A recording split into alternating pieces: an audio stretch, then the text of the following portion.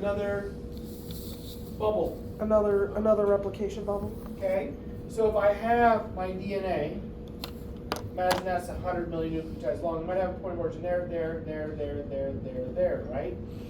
And so these ones are just going to go till it runs off the end. These ones are going to go until they meet. In a circular chromosome, do I need more than one? No, because if I start here, I'm going to go like that. Yep. But the 3' direction also goes like that. Yeah. So prokaryotic is much easier to build because of this, because you're not going either direction. Also way shorter. So now we've produced something. So now we're going to take this a little bit further. We want to do transcription, but we're going to do it with eukaryotic regulation, right? So today we're in lab, we're going to do prokaryotic regulation. What's the difference between prokaryotic and eukaryotic regulation?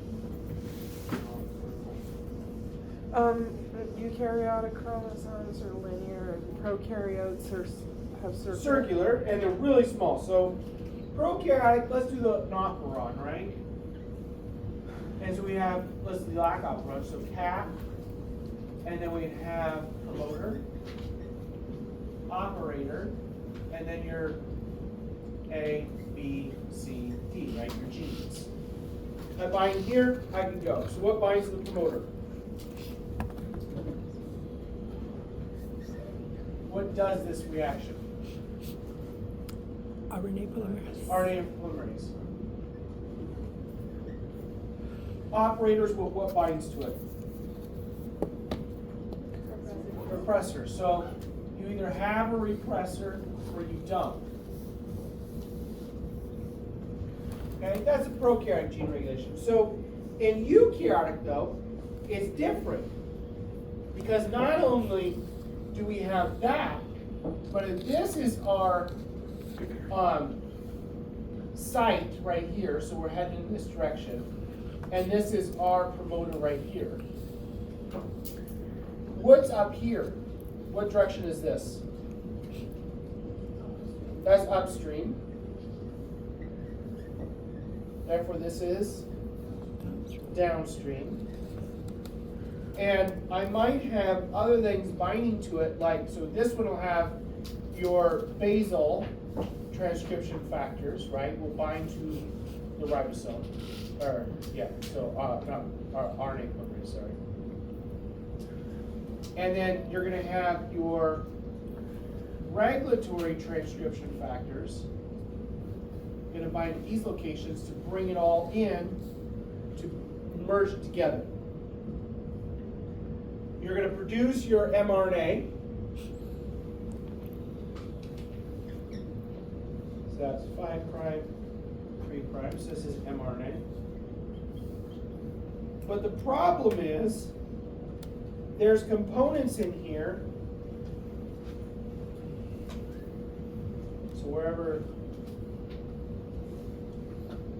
right? So those are your regulatory transcription factors. What do we need to do to those?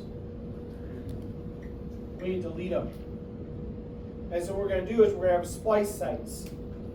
So our spliceosomes are going to come in, bind there and there, and wrap that in and cut it out. So we end up with 2 pieces of DNA. That and mRNA. This is called what?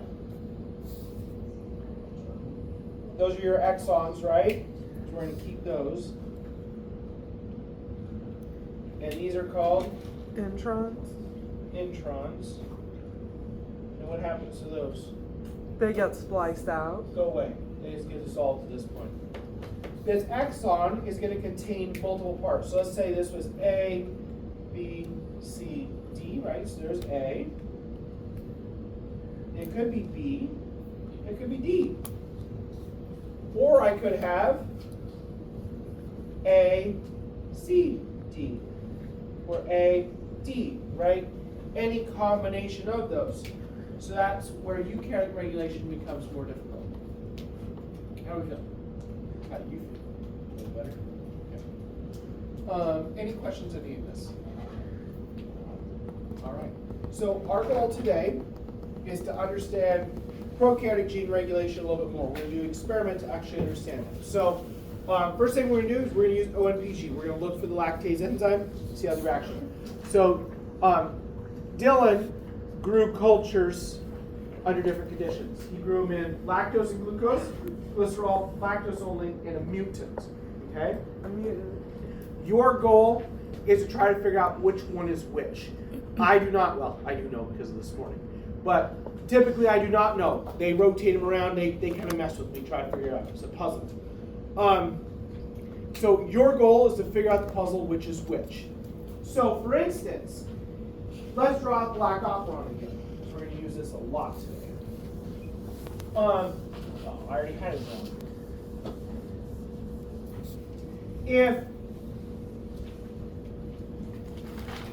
If we grow it in glycerol only, how much enzyme should be being made?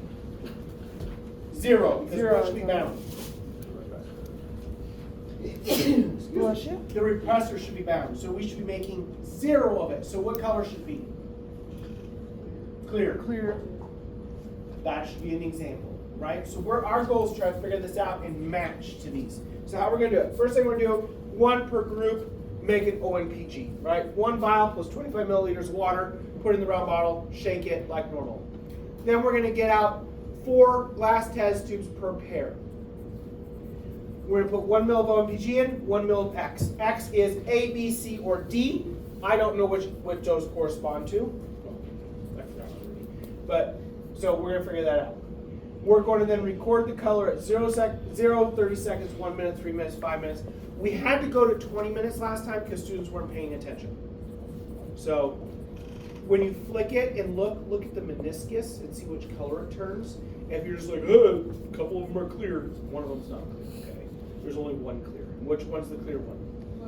Glycerol. We figured that out, okay? So let's have at it. Everything we need is over there. And we can get started.